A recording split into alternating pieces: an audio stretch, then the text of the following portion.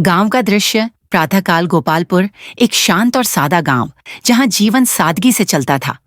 पर इस गांव की एक गलती, एक छुपा हुआ सच आज सबको चौंका देगा।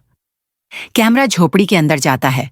दीवारों पर पुराने पोस्टर, एक खाट पर बैठा एक 20 साल का लड़का सुमित, जिसकी आंखें सफेद और नीरस हैं। पास में 18 साल की लड़की प्रिया, साड़ी में राखी की थाली सजाते हुए। भैया देखो, राखी का दिन है, आज फिर तुम्हें अपनी कलाई आगे करनी पड़ेगी। सुमित हल्की हंसी के साथ, तू हर बार यही कहती है, लेकिन तेरी राखी की गर्माहट मैं महसूस कर लेता हूं प्रिया। प्रिया उसकी कलाई पर राखी बांधती है और रोती है चुपके से। प्रिया, काश उस हादसे में तुम अंधे ना हुए होते। सुमित गंभीर स्वर में, उस हादसे की सच्चाई अब तक किसी को नहीं पता प्रिया। मुझे नहीं लगता वो कोई दुर्घटना थी। प्रिया चौंक कर देखती है। संगीत में हल्की रहस्यमय धुन बजती है। तेज बारिश, खेतों के बीच सुमित दौड़ रहा है।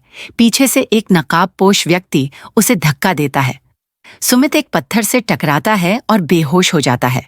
उसकी आंखें लहूलुहान हो जाती हैं। तुम्हें याद है?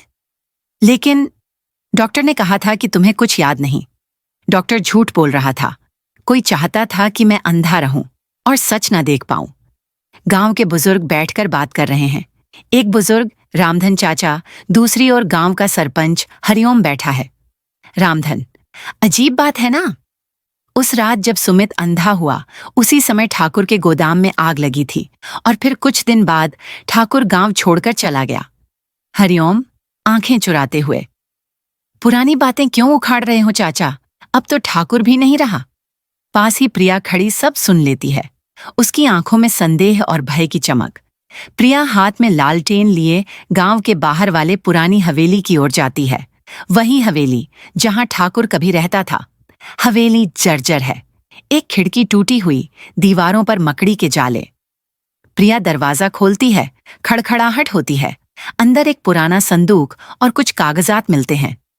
प्रिया पढ़ते हुए, यदि सुमित जिंदा रहा और कुछ देख पाया तो मुझे जेल हो सकती है।